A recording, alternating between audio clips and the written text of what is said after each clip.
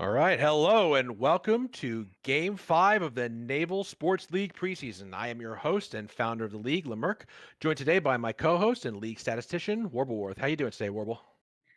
Hello, Mark. Quite well. Definitely glad you're back. Um, we had fun last week commentating and watching you sail and fight, but yeah, it's good with you here. So Well, thank you. I I'm glad you're appreciate here. that. Appreciate that. So, Mark, I think you wanted to say a few words about last week. Yes. So last week, as everybody knows, we had not only did we have a very confusing end to the round about who won and who lost, but there was a little bit more going on after the battle in the Discord and amongst the league. And so I wanted to make a little quick statement to inform our viewers about what happened, take some accountability, so, and also sort of talk a little bit about the Leviathans and just sort of what happened. So I've written a little thing, and I'd like to read it to you all if you don't mind. So before we begin today's coverage, I'd like to address an issue that arose after last week's match, which changed the result of the game in the league records. After the battle's conclusion, a complaint was filed that gunboats in the spawn zone of the Royal Black Fleet were hit by fire from my flagship as well as one of our 8 guns. This is true and irrefutable. That ships were damaged cannot be argued, and video evidence proves it. Through a process I will soon explain, it is now the position of the Naval Sports Commission that this issue will result in a full disqualification of the Leviathans for the previous match. And so, the victory goes to the Royal Black Fleet as the only team in the match who was not disqualified. However, I have complicated feelings on the matter, which I would like to explain fully. First, I must advocate strongly for my team, the Leviathans. The Leviathans did not and would not ever shoot an unmanned ship. We would never cheat or intentionally break a rule to win, and we were never ordered to do so.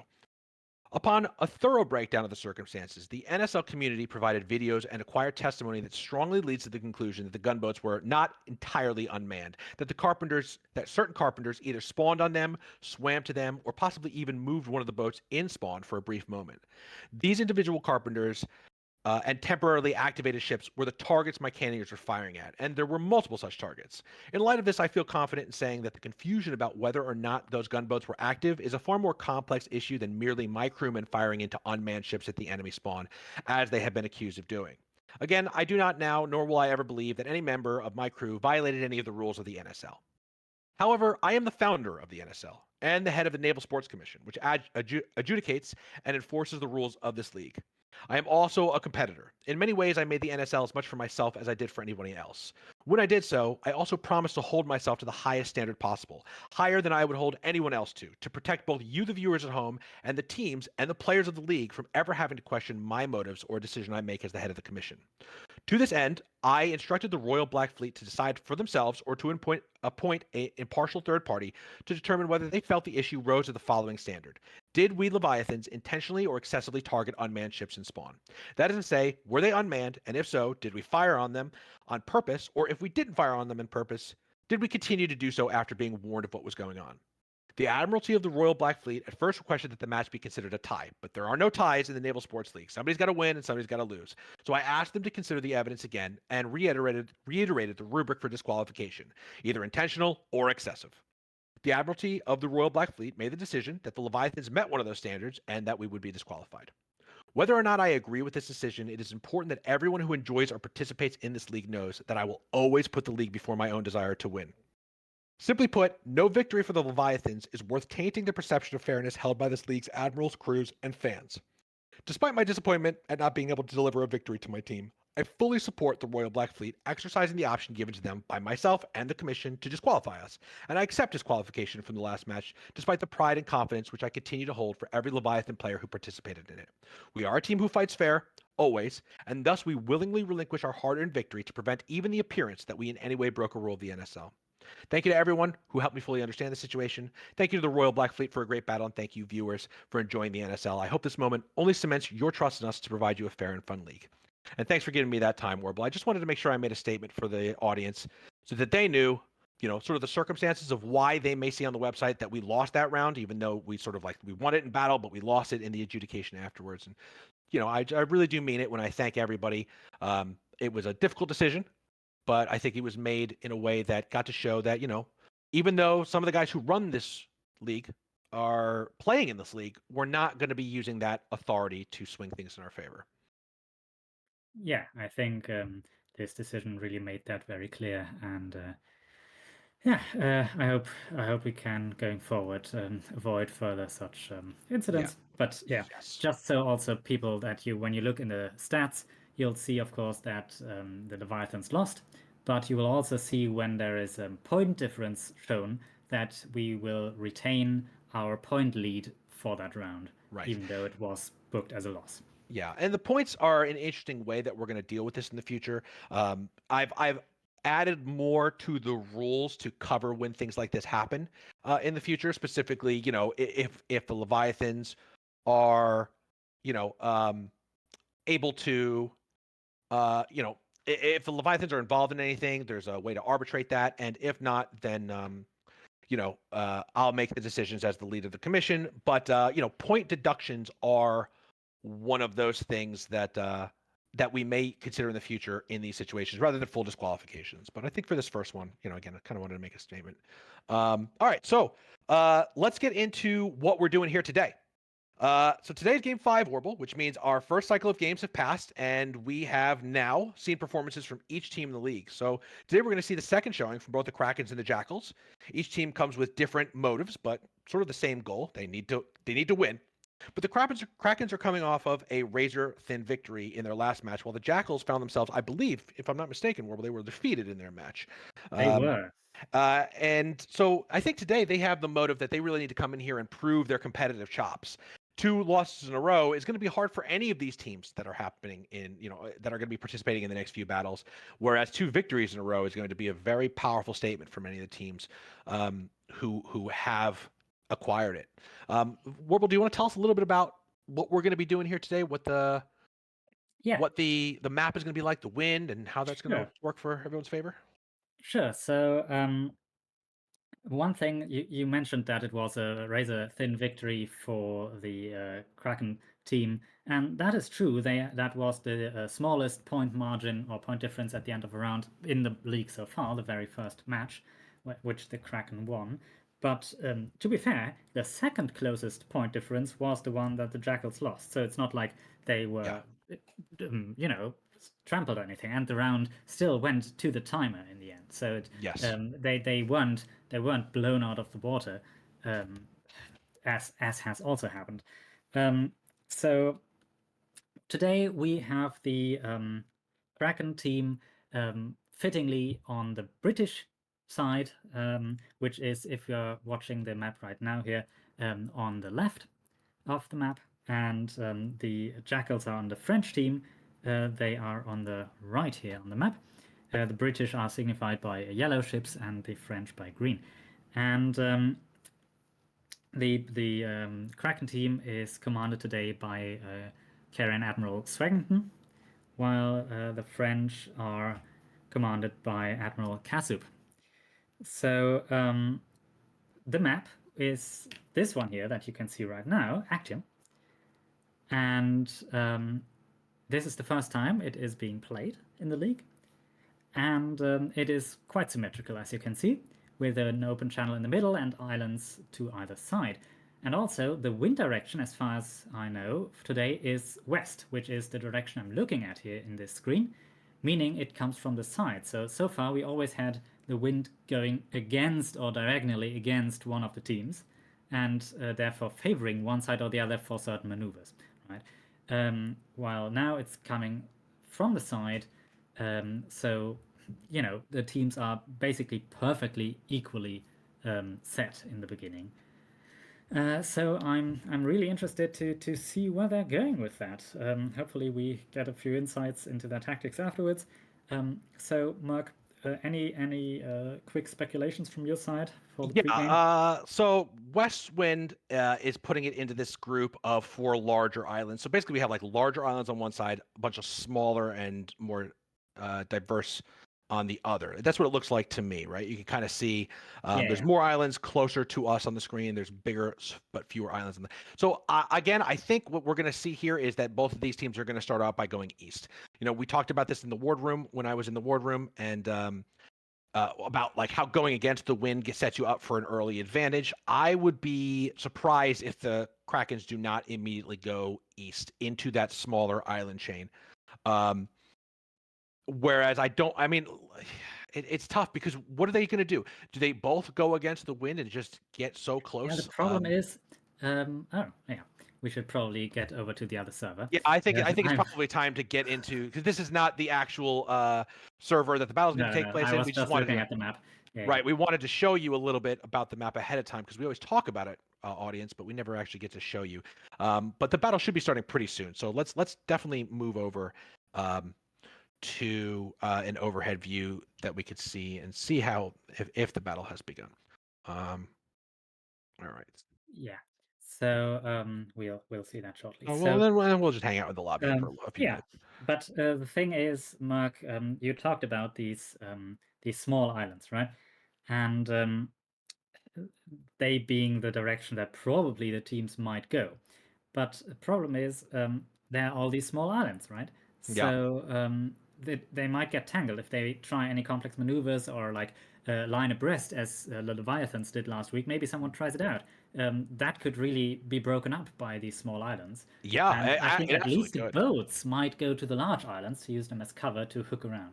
Yeah. I think.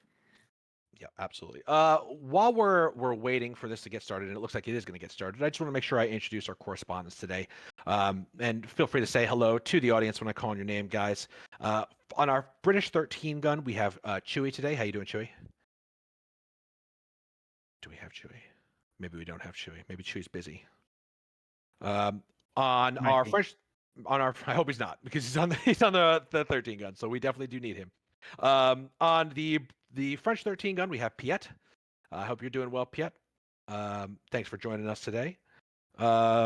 We have War Crime on the first British 8 gun. We have Spicy on the first French 8 gun, and we have Mika on the second French 8 gun. Unfortunately, one of our correspondents couldn't make it, so we didn't get anybody on that second British 8 gun. But we'll have Warble jetting all over the battlefield and giving us some spot coverage where we need it to be.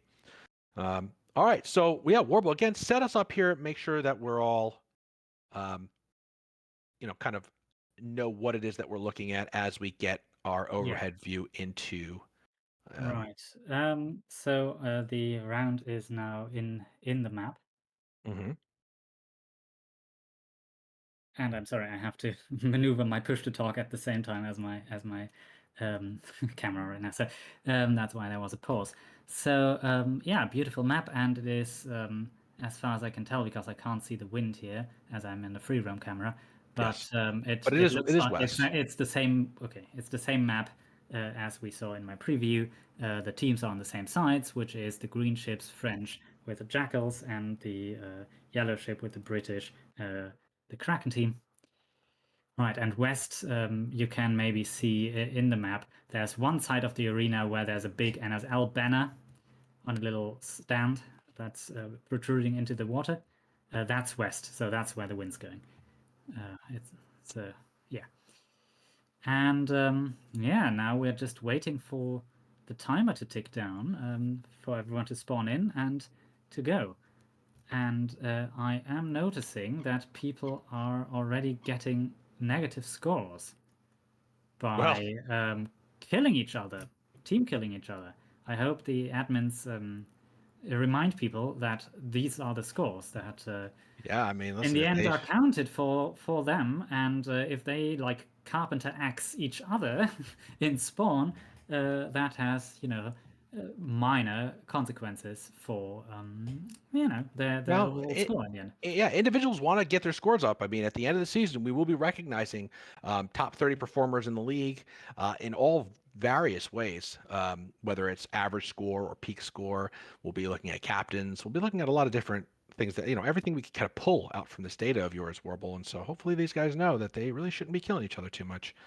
Um, Yeah, and I mean, Atticus has also done some very nice things on the NSL website, the NSL. If you haven't checked it out yet, there is a bunch of stats there, and they will even well, there will be even more stats added as time goes on. As you said, captains, but also individual teams, like leaderboards within teams. I think could be interesting and mhm. stuff like that. Right, we had an all sail while we're talking, so the ships Okay. are off, and All right, so it let's begins. see. Again, orient us one more time for anybody who just joined the stream, Warble. We have Right. Yellow ships in your overhead camera that you're seeing currently are on the right. That is the KraKRN team on the British team. And on the left on your screen, the green ships, French side is the Jackals. Great. I'm gonna be a little unprofessional here for a moment and ask. We have Lucius who's on our overhead camera. Lucius, would you do me a favor? Could you spawn on a ship and then return to the overhead camera? We want to be able to see. We want to be able to see the. And we'll switch off of his while he does that. Get onto one of the ships and get a look down there, and while you're doing it, if you could possibly pop up your settings a little bit too, so we can get a nice crystal clear view. Right, and just for people who may not know, the KraKRN team is comprised solely basically of the KraKRN and its mercenaries, and the Jackals is a combination of the 17D, the 3D, and the 19PP regiments. That's right. Yeah, and so to put again, I like to put my cards on the table here. My feeling is that probably we will end up having. I think I'm going to predict a KraKRN victory here. I'm very confident in their captaining and admiraling. I'm very interested to see where they are going to start, because that's where it's really, even in their last battle, it really went down to who got where first. Their Right. captains have good sort of sensibilities when it comes to going against the wind to start early. But let's see, because right now where we're looking west. So Yeah. if you're on the when we get to the overhead, if we're not already there, you'll see that west is sort of the top of the screen, and you can see, I believe already, are everybody's going against the wind. Everybody's going Yeah. against the wind to start off with. The KraKRN team definitely is. They are forming in line ahead. So the traditional line formation with their 13 gun, their capital ship, in the lead, followed by the 4 8 guns like ducklings. Yes. While the Jackals team has 1 8 gun in the lead, followed by the 13 gun, and then the other 3 8 guns. And it looks like the KraKRN team has their 2 boats that they've taken out standing closely by the rest of their fleet. And I'll take a closer look and see what kinds of boats they are, because I think I saw a rocket flying already. They're shooting rockets right out of the spawn zone. Kind of tipping their hand there on that one if they did. Yeah, it looks like. So now what we're seeing here is, again, the Krakens are going against the wind, trying to get that wind advantage, and it looks like the Jackals are just basically going straight across towards the enemy spawn zone. There's not a significant play by the Jackals to go against the wind. We saw this in if you joined me in the wardroom on Thursday, we talked about how this very similar dynamic played out last time for the Krakens, where they got to go against the wind nice and early, and they pressured the other team by having the wind at their backs when the fleets started to meet. The I think it was the SCP-38s when they were in the Jackals position that the Jackals are about to be in right now, they spun out. They did not engage in a circular motion. There's 2 team kills Demon by the KraKRN. BC and a captain of all the things to kill. That's pretty bad, guys. I don't know what that's about, but Kraken's got to get a hold of their crew. Nonetheless, we're here. I have some problems with my camera handling today. So, what did you tell us that the boats were? Yeah, so the Krakens are taking out 1 gunboat and 1 rocket boat, which are staying close by their fleet so far. The 13 gun still in the lead, but the 13 gun has its square sails set while going against the wind, so the Krakens are very slow. They have also taken out a rowboat with a single carpenter on it, which is metric, of course. I'm sure it's metric. It is going straight ahead. Yeah, Jackals are peeling off a little bit. Front ship is turned to starboard, turning hard with the wind there. Yep. No, but I don't understand how this gets them into a position to attack the Krakens. I think what they're doing maybe is just getting that ship out of range of the 13 gun, because the Krakens have a lead 13 gun, which is going to have a superior range on its cannons, whereas the Jackals lead ship is going to have much less range because it's an 8 gun. So let's see how this plays out. The Jackals have also taken out 1 rocket boat and 1 gunboat. And for everybody at home, there are 3 of each: 3 rocket boats, 3 gunboats in today's battle, and that will, those rocket boats, they can have such a big impact, or they can be a lot of flash and then a lot of fizzle if they get taken out and early. they are being kept back for now, it looks like. Mhm. Both of them are still close with their fleets. All right, let's get started by taking a look. We're going to jump to the British 13 gun. I'd like to, Chewy. Are you with us? First of all, Chewy, I didn't hear from you earlier. Are you with us? Can you hear me? I can hear you. Yes, sir. All right, Chewy, are you seeing any action off the port side that's landing any hits yet? Not hitting any hits yet that I can. Actually, 1 or 2 hits. Yes, on the lead 8 gun. Okay, interesting. Yep, they just got their side guns in arc now, about 10 seconds ago, and started firing. And that front gun's also hammering right now, with the gunboat and rocket boat falling close behind, hiding behind the island behind me. Gotcha. Okay, so they're keeping those in reserve for the early game, which is, I think that's a pretty smart thing to do. All right, well, do we have anybody on the lead French 8 gun? Yes, Spicy is. Spicy. All right, let's get a view from Spicy's perspective and see some of these things coming down. Spicy, tell us what you're seeing out there. We are taking fire from the 13 gun. I believe the 8 guns are still out of range. So you're not able to give it back. I don't think so. Yeah, I don't think so either. So this is a not auspicious start. Starts can be, misleading. Sometimes a team doesn't look like it's doing great. Sometimes it does. There's a kill from Mr. Death on Jackson Taylor, so looks like they hit something maybe.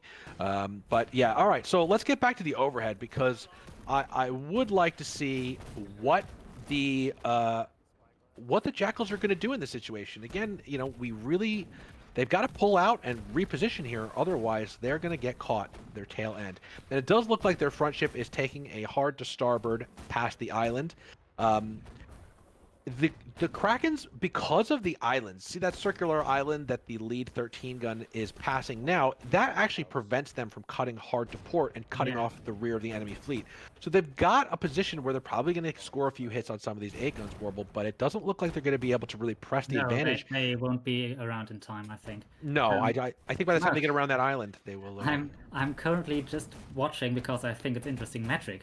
Okay, Carpenter, let's cut to you. Who has left his rowboat and is swimming now towards the Jackal fleet. All right, let's get on the metric cam. He has already passed the rocket boat that has fired its swivel gun at him but missed. But I'm not sure. He's swimming pretty slowly. Carpenter is not the fastest character in the world. I don't know if he's going to get there. That's I'm not very sure if far he'll away. get there. So maybe he should cover something else first. This will take some time, I think. If he can deliver anything at all, he may just be, because they have nothing else to shoot at the moment, right? So if they spot him, and I'm sure the boat has communicated that, I'm sure they'll just shoot him. Well, that's your snapshot from the metric cam.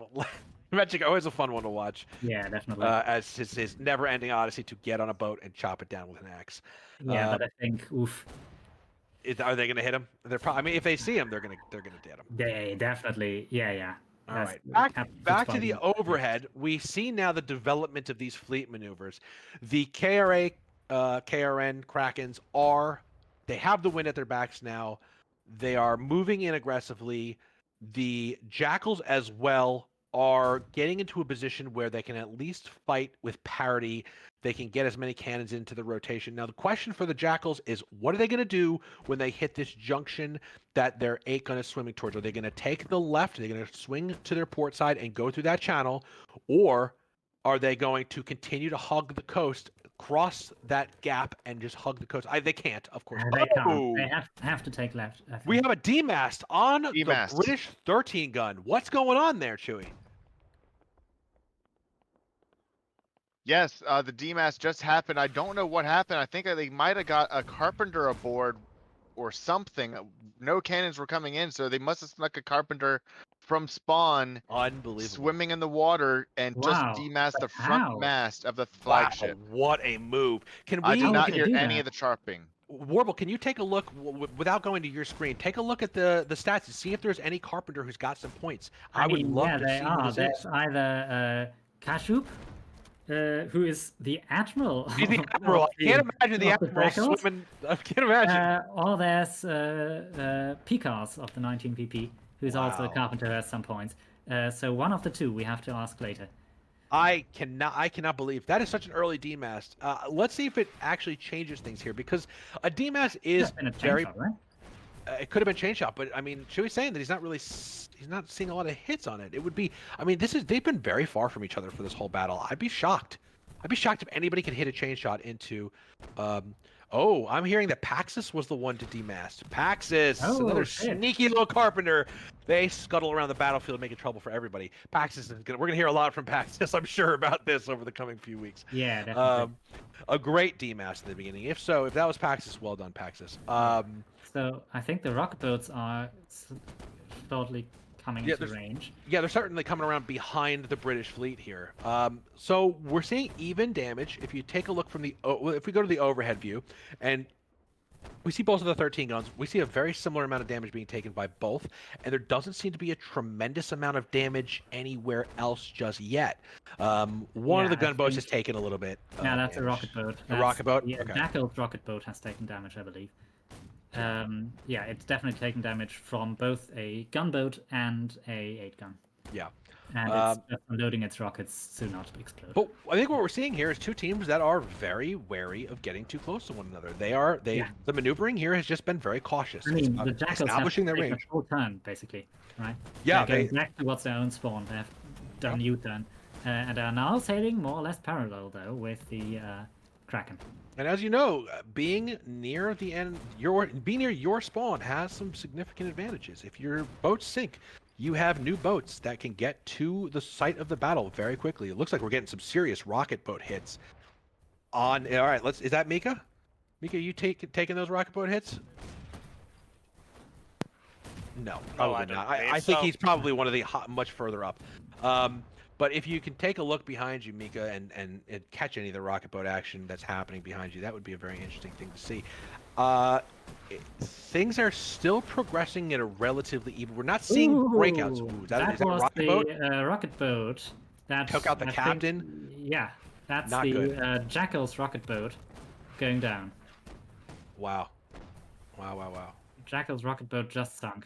It got sunk by the KraKRN gunboat, I believe. This is dead even right now. This is dead even. I mean, even the Krakens are about to lose a gunboat. I mean, we're at a point where, with there's a slight bit of extra damage on one of the 8 guns on the Jackals. Aside from that, we're looking at a battle that is devastatingly close. Yeah, here. both rocket boats that were initially taken out are down. So what we're seeing here is something interesting. The KraKRN flagship is slowing to the point where its 8 guns are passing behind it. This is a moment for the Jackals to pounce. They've got the enemy's 13. They're also taking out their fresh rocket boat behind the KraKRN Horrible. fleet, Horrible. although it has just taken a big hit. No, that was not the other team. So yeah, it is now firing from spawn basically. Krakens are in a bad position Side here. of the KraKRN 8 guns. Yeah, this is bad. That but said, not enough for T-Cross, right? yeah, we're not going to have a T-Cross here. I don't see that.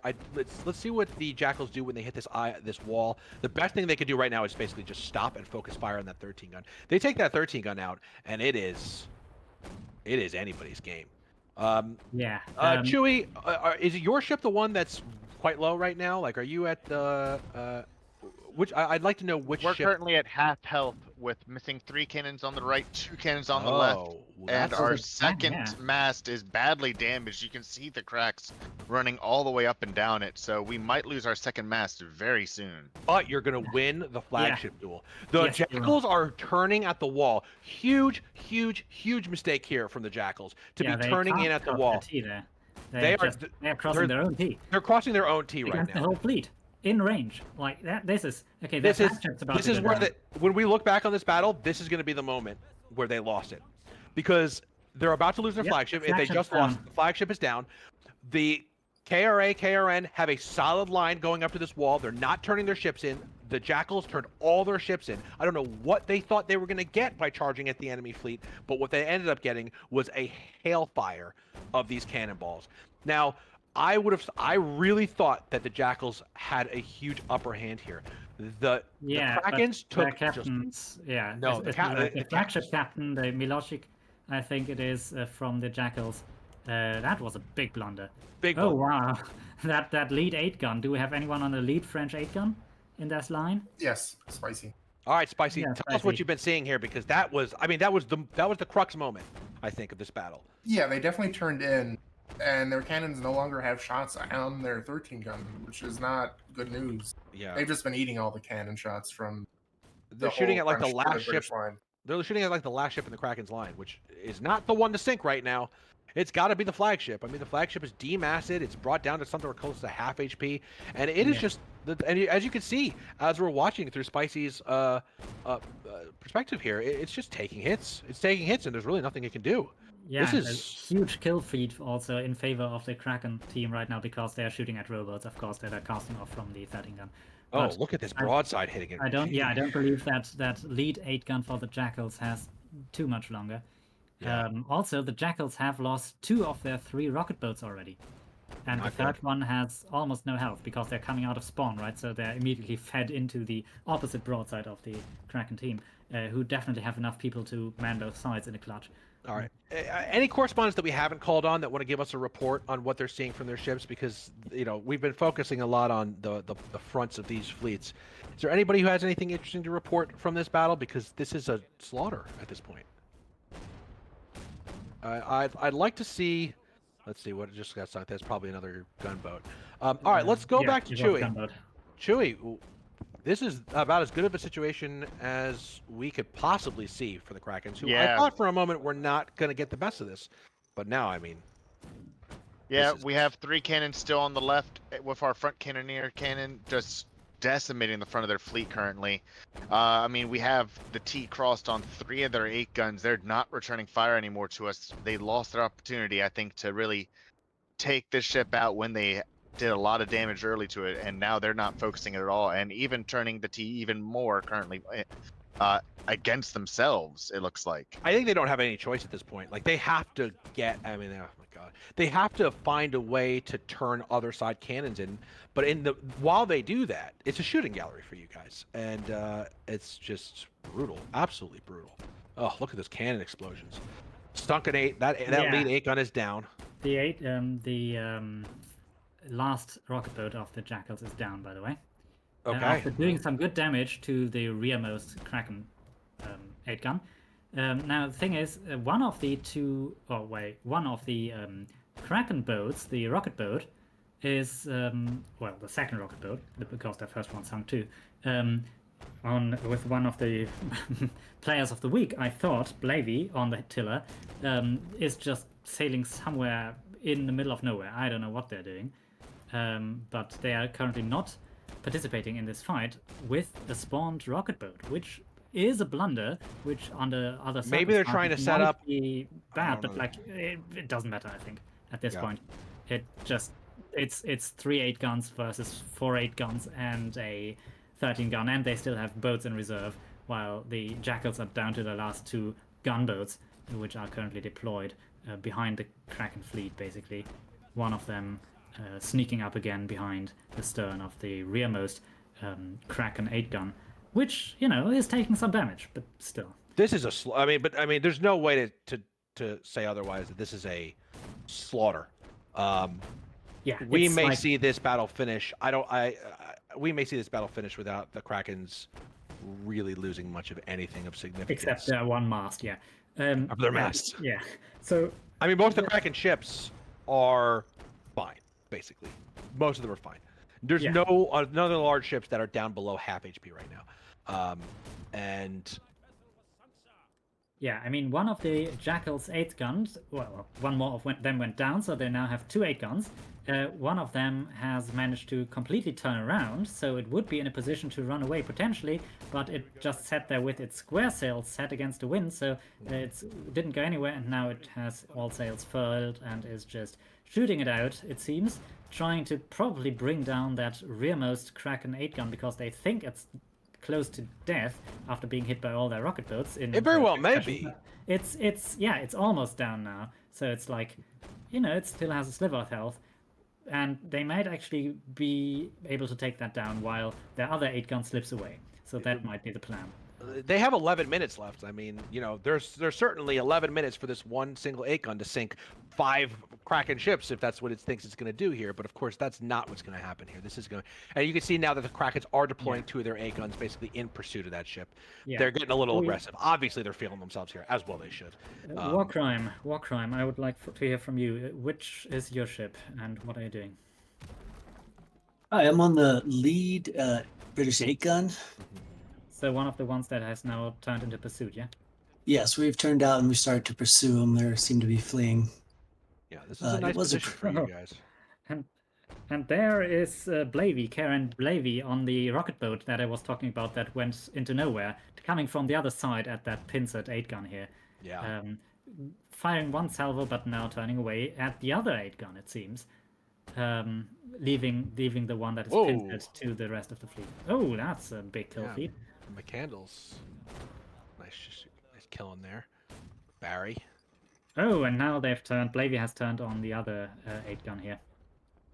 So that's there's a lot of people on there, so they might. I mean, we're already writing the eulogy for the Jackals here, but I don't think it's too soon to say this is a situation that cannot be recovered from. I don't believe so, no, because they're also now against the wind, trying to flee from an enemy who still has rocket boats. And they did manage to make it that the Krakens did not clean sweep them. They did sink one ship, and maybe that's what they're going for at this point. That's the rearmost 8-gun that was hammered over and over again by builds. That's finally gone down, yeah. I could report that they are very happy about sinking that ship. Yeah, they wanted to get something at the end of the day. Now, Piet, we haven't gotten a call on you too much. Tell me a little bit, because I know that they speak. Is it Polish? That you both share that common language, and tell me a little bit about what you've been hearing. What I could say is that they put a lot of mercenaries on board of 30 guns, so they mostly were using English this match. Okay.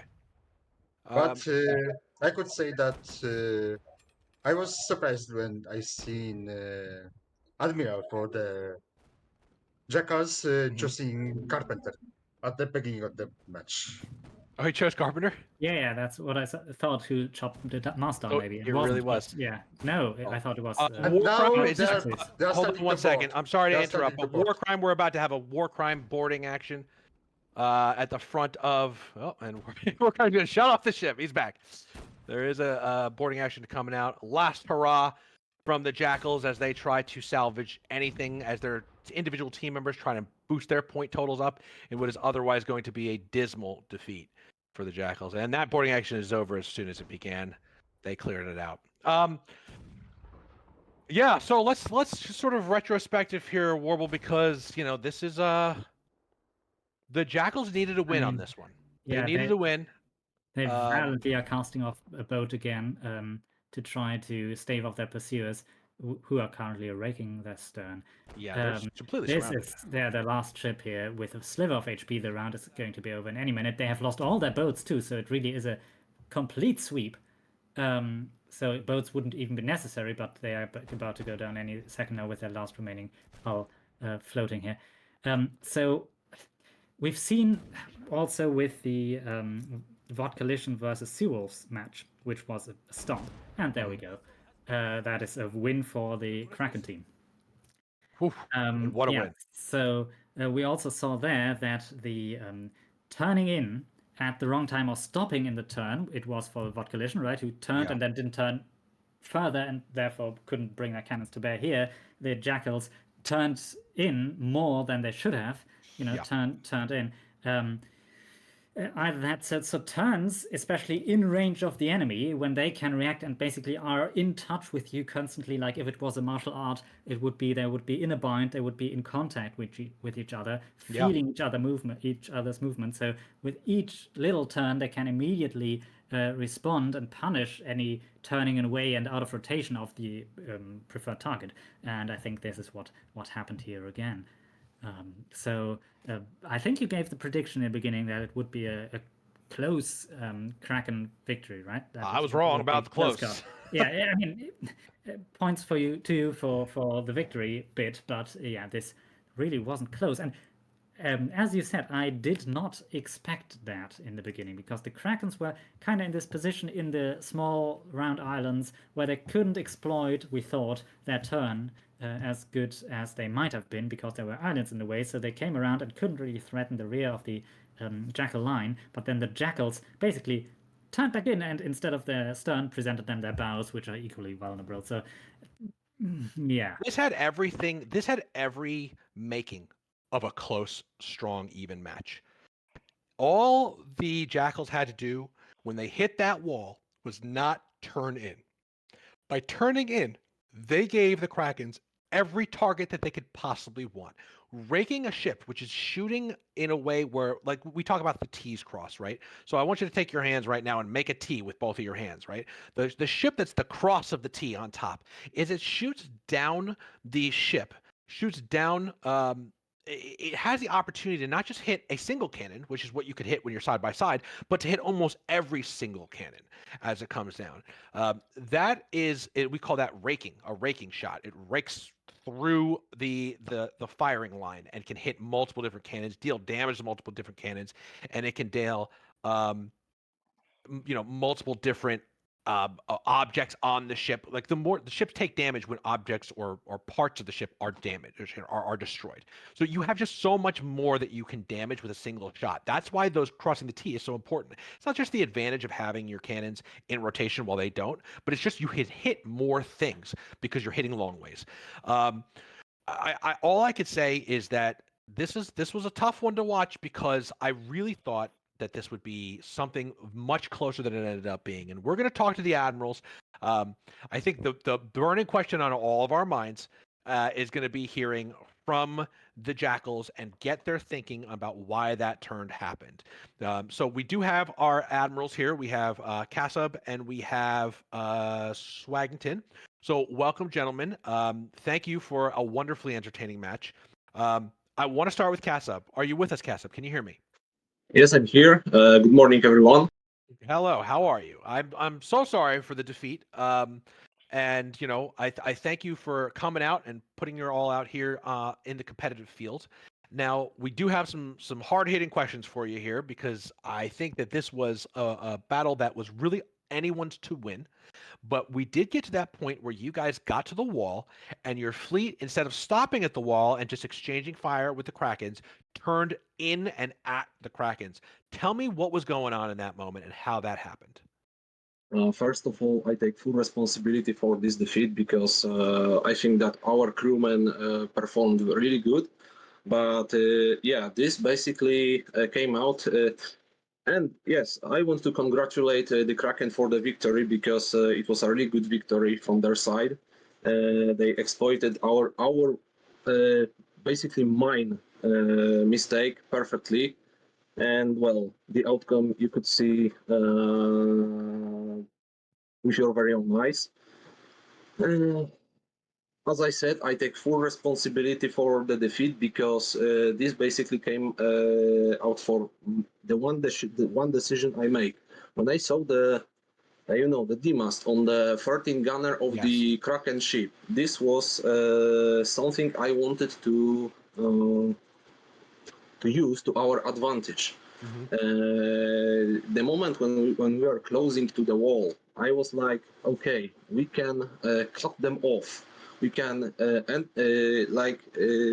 our line could go forward to the enemy ship, hit it from the front, so they couldn't respond to us. But I forgot about one thing. Because the wind was not in our favor in that scenario. Yes, that's true. This is one fatal mistake I've made that did in the end cost us our victory, potential victory. Yes. Because I don't think that the battle itself was like decided when there was a demast on the enemy admiral ship. this is one thing, and I think this is the thing that basically crippled us the most, because we've had prepared for this battle. We've made a lot of different plans for it, and they really worked well until that one fatal mistake. And Yeah. the Kraken's gunners did an excellent job, basically pummeling us to death, and and yeah, that's basically the outcome. One thing that I think went good for us is that we tried to keep the battle close to our spawn point, because we could use our small ships, the gunboats, the rocket boats, much sooner than the enemy could, and we could deal more damage more quickly than the enemy did. That's actually something that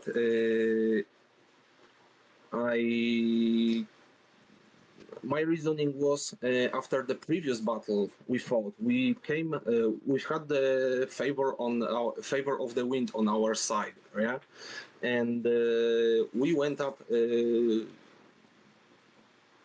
forward for the enemy ships. We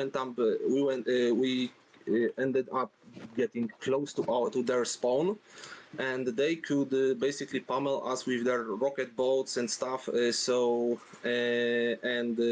couldn't properly react with our own bots. So in this match, I wanted to use something similar in our battle to kind of lure the enemy to our spawn and basically pummel them with rockets, with gunboats, and with everything basically we've had. But the one mistake I've made, is basically the turn at the fact- wall. The turn at the wall. Yes, Yeah, yes. we did actually notice in our commentary that it, and I'm glad it was intentional, because we did notice it, and I thought back to your previous battle, just like you said, about how I think it was the Bonaparte partnership, if I'm not mistaken. They Yes. used their gunboats to distract you guys a lot. They broke up your fleet formation a little bit in your first battle, and so taking the tactics of your enemy and using it to your advantage, I think, is one of the best things you could ever do as an admiral. And I'm glad that it was intentional, because it obviously did work towards your favor.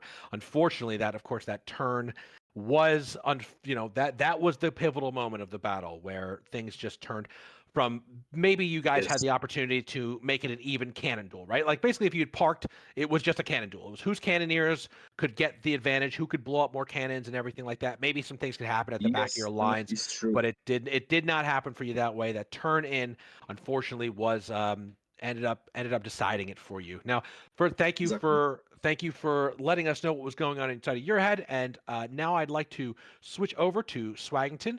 Swaggington, congratulations on a very, very, very strong showing today. I think this was what your team needed to show the world. After I'm sure some of you guys were talking with me in the ward room on my Thursday show when we were talking about your previous victory and how close it was. And I know that you guys were coming out today. Even I think some of you guys even said it to me in the chat that your goal for this time is to win in a more decisive fashion. And I think we could say that you guys achieved your goal. So congratulations. Tell us a little bit about your preparation. Tell us a little bit about how this battle went for you and what you were thinking when you saw those ships turn at the wall into you. Okay, well, from the beginning, we always have faith in our gunners, and a lot of the tactic is to just keep on the firing as much as we can, broadside wise, and From the Nelson we School, kind huh? of so we base our positioning more on reactionary, and it was said to set off straight into the islands and see where to go from there. When that turn started coming in from the wall, it was very clearly a take advantage of this moment and just run straight to the wall, get the line going, and fire as many cannons as we can, as fast as we can.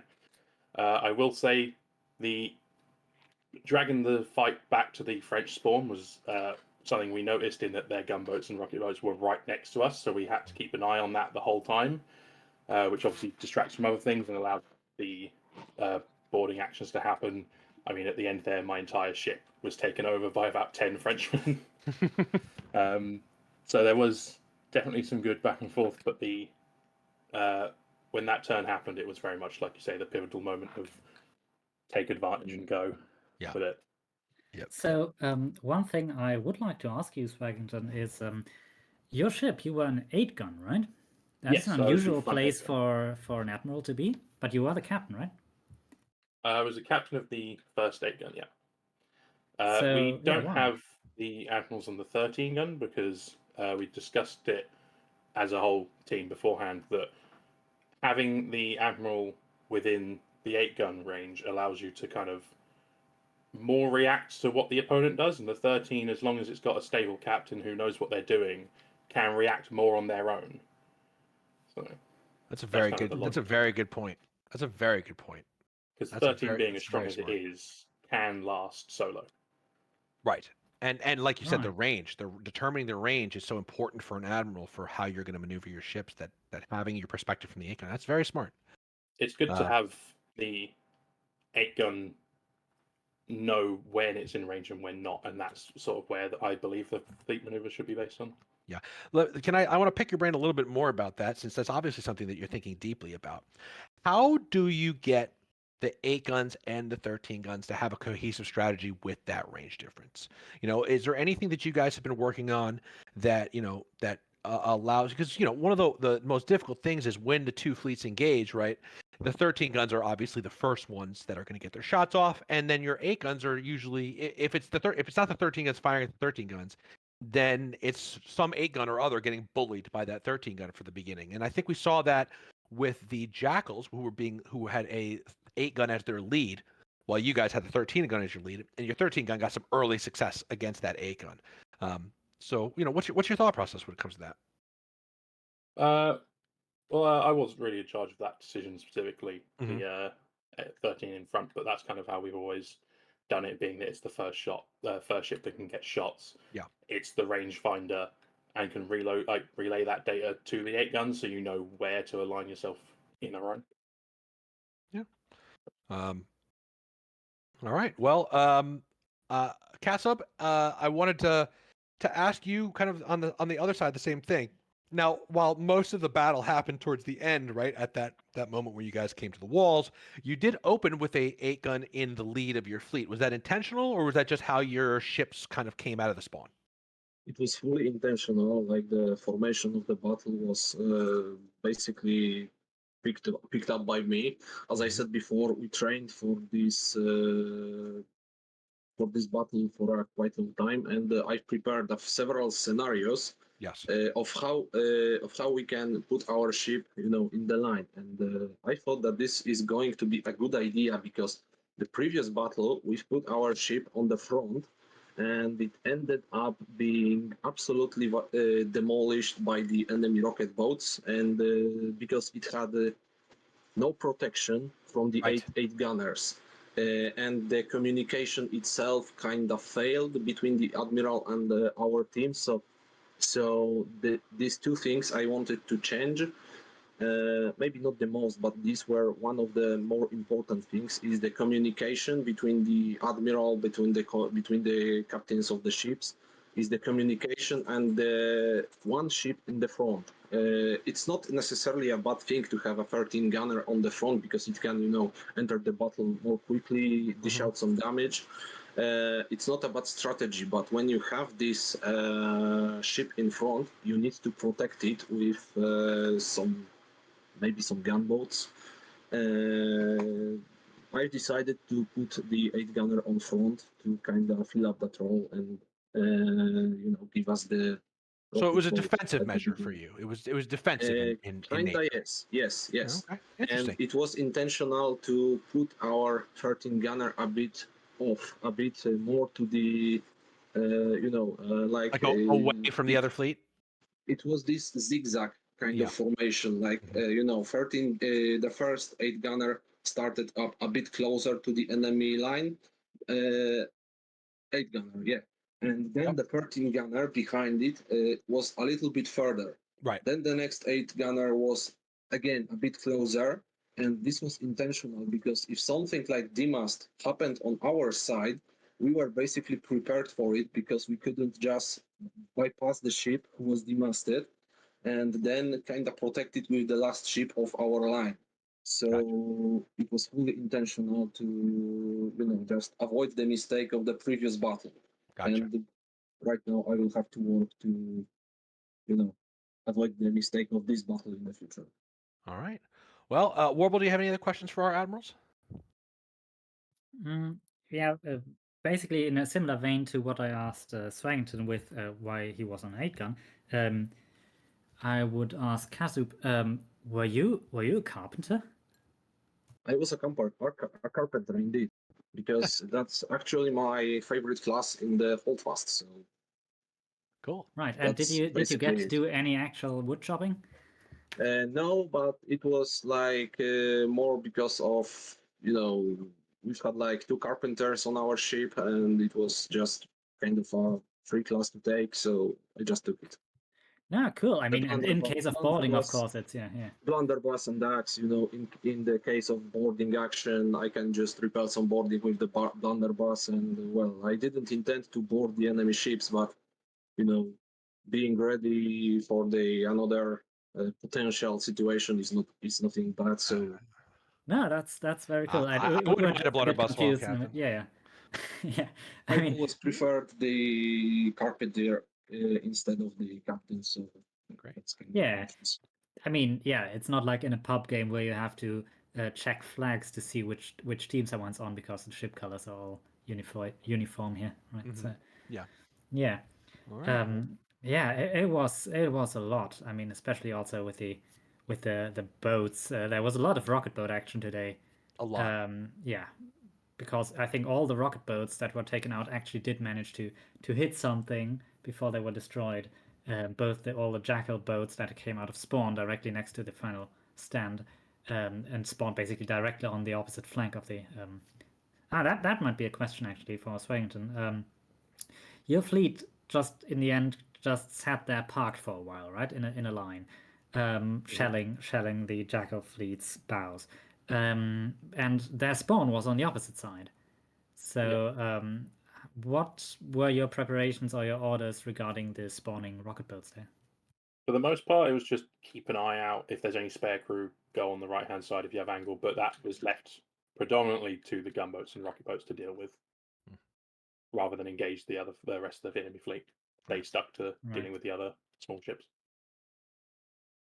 Okay. Well, it was a climactic and fairly decisive battle today, the likes of which I did not expect coming in. Like Warble may have said earlier, I don't know if you guys heard, but I did predict that I thought that the Krakens would probably pull out a win here, but I thought it was going to be very close, and I did think it could be anybody's game, and so I think everybody has a lot to go back to their trainings and think about, and the fleet tactics matter. How the fleet conducts itself is such an important part. It's not the cannoneers are the backbone of the fleet, but it does show today that admirals' decisions have huge impacts on what the cannoneers can and can't do.